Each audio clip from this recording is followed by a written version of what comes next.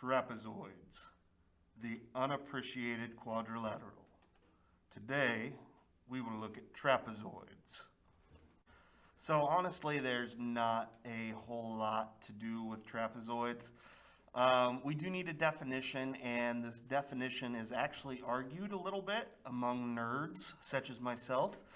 But the one that we're going to go with is that a trapezoid is a quadrilateral with exactly one pair of opposite parallel sides. So that's how we're going to differentiate from our parallelograms. So we've only got one pair, exactly one pair of opposite parallel sides. And this honestly doesn't cause very many properties.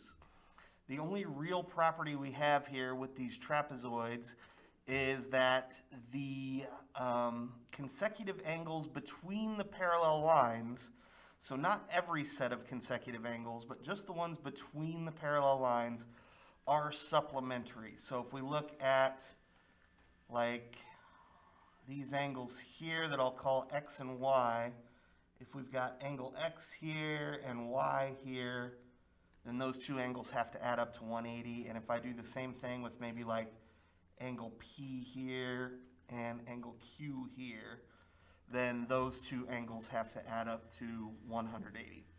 So that's really all there is to do with regular, non-special trapezoids. We do have some special trapezoids though, and those are called isosceles trapezoids, and they are a little bit more interesting because the base angles are congruent. So what do I mean by base angles? I mean the angles that are touching the same parallel line. So this angle here is congruent to this one on the bottom right. And then if we look up here at the top, then we've got this top left angle is congruent to this top right angle. So we've got two pairs of congruent angles with the base angles. The consecutive angles are still supplementary, but also because of the congruence, the opposite angles are also supplementary. And then one other interesting thing that only happens with isosceles trapezoids is that the diagonals are actually congruent.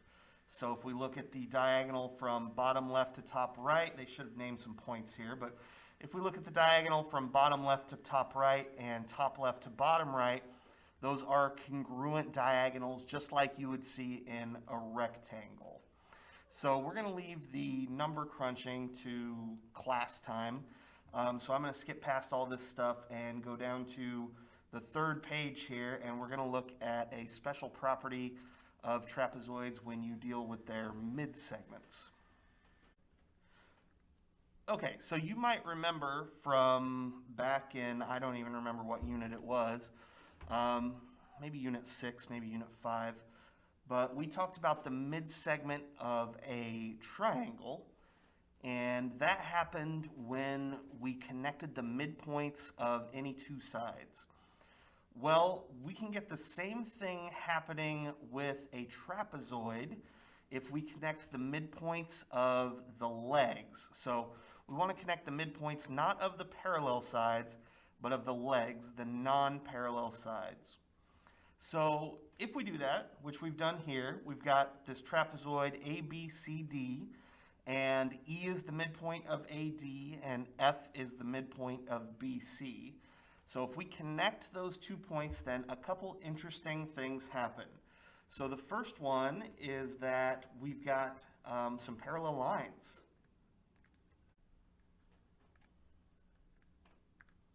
So we've got AB is parallel to EF is parallel to CD. So that's interesting. That gives us a lot of congruent angles because of corresponding angles there.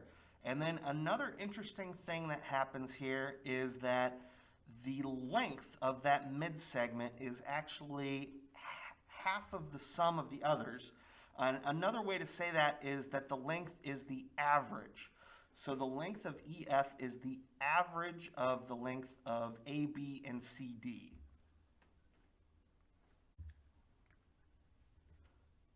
So in more algebraic terms, we could say that EF is equal to 1/2 of AB plus CD.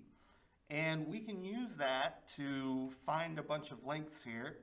Like we're going to do most of these in class, but I'll go ahead and do one right here just to kind of show you the process. If we've got AB is 14 and DC is 26 and we want to find EF, then we can just say we've got half of their sum.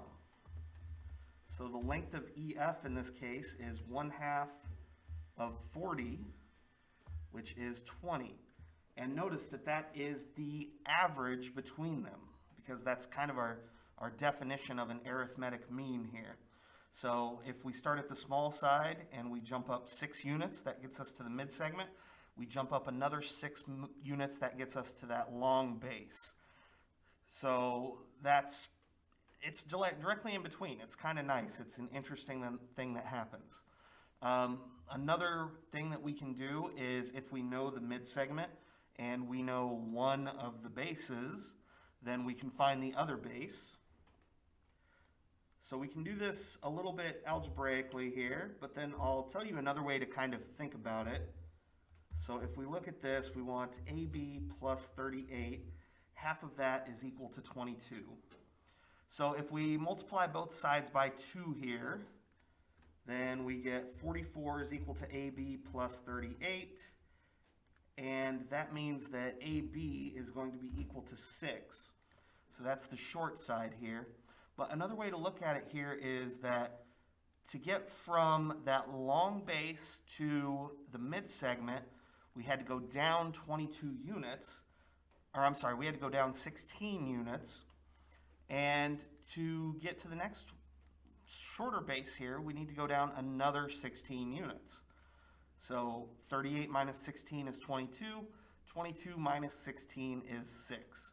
We could do it with algebra also, which is no big deal, but I just want to show you that's what the algebra is actually doing here. We're actually finding the other half of that average, essentially.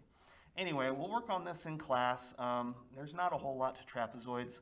They're not the most exciting thing in the world, but we'll do what we can with them, and I'll see you in class.